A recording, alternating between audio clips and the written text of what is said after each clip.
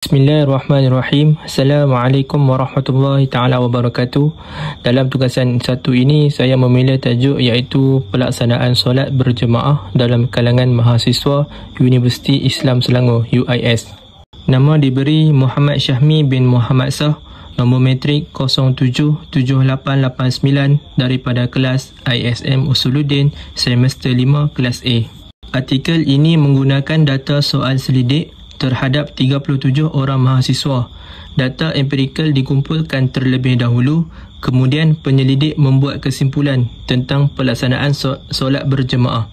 Ini menunjukkan kajian ini menggunakan kajian jenis istisqa' nakhish. Proses istisqa' dalam penyelidikan. Yang pertama adalah mulahazat, iaitu pemerhatian awal. Penyelidik memerhatikan bahawa mahasiswa mengetahui kelebihan solat berjemaah, namun amalan solat berjemaah mereka tidak konsisten. Faktor kuliah dan tugasan sering menjadi penghalang. Solat subuh dan isyak kurang dilaksanakan secara berjemaah. Ini ialah pemerhatian fenomena sosial yang mencetuskan persoalan kajian. Yang seterusnya adalah furud ilmiah, iaitu hipotesis awal.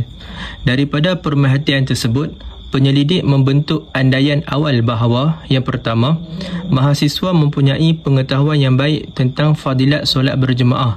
Yang kedua, pelaksanaan solat berjemaah dipengaruhi oleh faktor kesibukan jadual akademik pelajar. Dan yang ketiga, pengaruh rakan sebaya juga memberi kesan ataupun memberi faktor kepada pelaksanaan solat berjemaah. Ini ialah andaian ilmiah yang belum dibuktikan. Ia perlu diuji melalui soal selidik. Yang seterusnya adalah barhanah, iaitu pembuktian. Penyelidik mengumpul data empirikal dan menganalisis keputusan untuk membuktikan hipotesis, bukti kajian.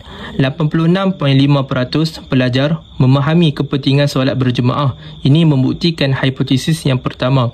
Hanya 45.9% melaksanakan solat berjemaah 5 waktu. Ini membuktikan jurang antara pengetahuan dan pelaksanaan.